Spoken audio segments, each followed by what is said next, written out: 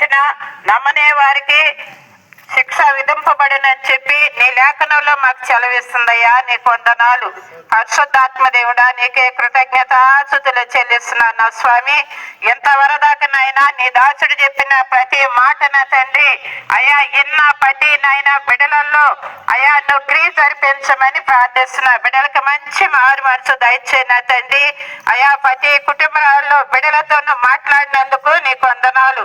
పరిశుద్ధుడా దేవా, నీకు వందనాలు చెల్లించుకుంటూ అయా బిడ్డలైతే నాయన ఏ కష్టాలలో ఏ బాధలలో ఉన్న బిడ్డల్ని దర్శించు, క్షేమముగా ఉన్న బిడ్డలను కూడా దర్శించిన ప్రభు. అయా ప్రతి బిడ్డలకి నాయన నువ్వు రక్షకుడు ఉన్నావు నా తండ్రి, నీకు వందనాలు.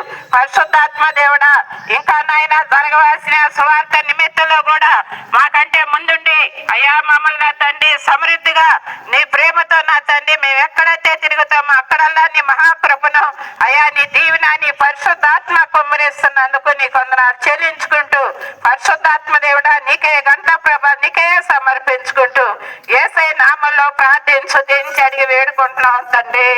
ఆమేన్.